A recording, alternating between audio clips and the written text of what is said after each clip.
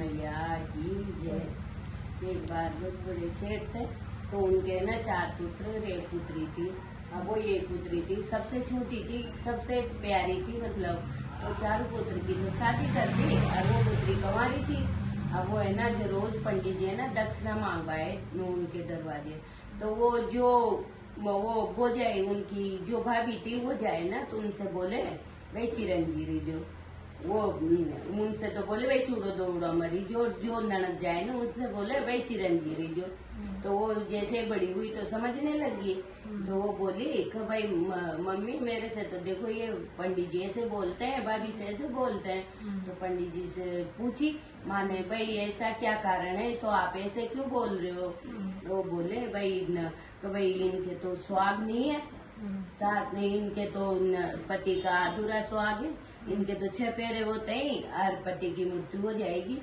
तो वो बोले भाई क्या करना चाहिए, अब आप बताओ, इसका उपाय बताओ। तो भाई 7 समुद्र पार सोना दोबन रहती है ना, तो सोना दोबन के पास जाओ और उसके जैसे 12 बरस काम करने में अगर वो सुहाग दे दे तो इसका सुहाग बढ़ जाएगा, नहीं तो ये ऐसे विधवा का ही जीवन व्यतीत करेगी मतलब। तो वो बोले भाई तो उन्होंने सब तैयारी कर ली, चले जैसे बाप दोनों, उसके पापा और बेटी दोनों ही चले गए। तो ऐसे जैसे बावड़ी थी, पीपल का पेड़ था, वहाँ जाके उनको रात हुई ना, तो भाई यहाँ रुक जाते हैं सब, रोटी वोटी झीम के और रात रुक के सुबह चलेंगे यहाँ से। तो वहाँ पे एक पक्ष रहता था, पक्षी उड़न पंख नाम था उसका।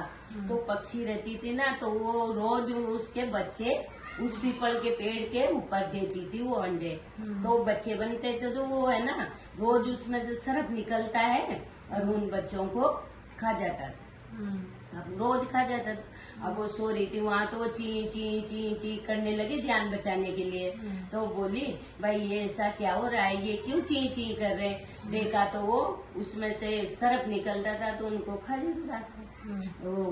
वो मार के उसने तो दबा के छक्के के नीचे सोगी, वो नींद आ गई। अब वो सुबह ही बच्चों की माँ है ना, तो उनको चुगा देने लगी खाना।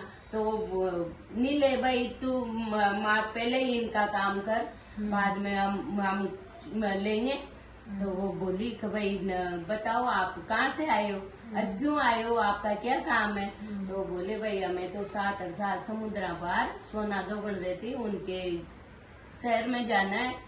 तो भाई बोलो बैठो मेरे पंख पे।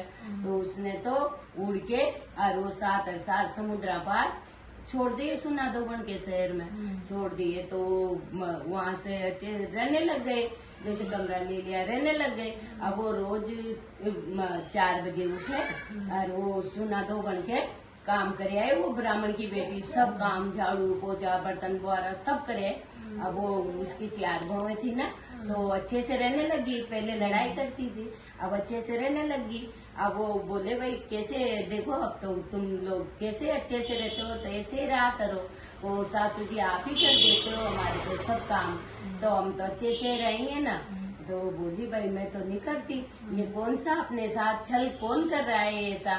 तो वो सास है ना, जैसे डेल पे बैठ गई, मतलब डेल बोलते हैं बीच में, कभी नहीं बैठना चाहिए डेल के, इससे डेल बोलते हैं मतलब। तो वो बैठ गई, तो वो तो बैठ गई, तो नींद तो आती है, रात भर बैठेगा तो नींद आ गई तो फटाफट निकल के काम करके वापस उनके घर पे चली गई।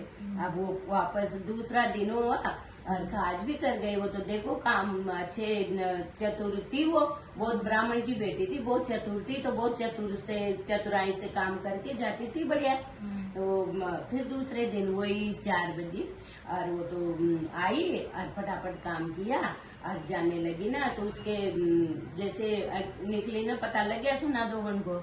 अब वो बोली, उसने पल्लू पकड़ लिया, पल्लू पकड़ता है, पंडित जी बोले तो भाई पल्लू पकड़ते हैं और उसके पेड़ दाबना, पेड़ लगना मतलब। तो वो बोली भाई पल्लू पकड़ते हैं, वो तो पेड़ दाबने लगी उसके। बोली कि भाई वचन दो, भाई दूधा ना पूता पढ़ो, सब जुग जुग राज करो। तो भाई वचन दो, आप अमर सुहाग का वरदान दे रहे हो तो ये भी दो। तो वो बाचा ब्रह्म बाचा बाचा चुका तो बासूखा उन्हें वचन दे दिए। तो बोली वो भाई मैं तो एक ब्राह्मण की बेटी हूँ और मेरे तो स्वाग नहीं है, तो मैं इसलिए आपके 12 बरस से काम कर रही हूँ।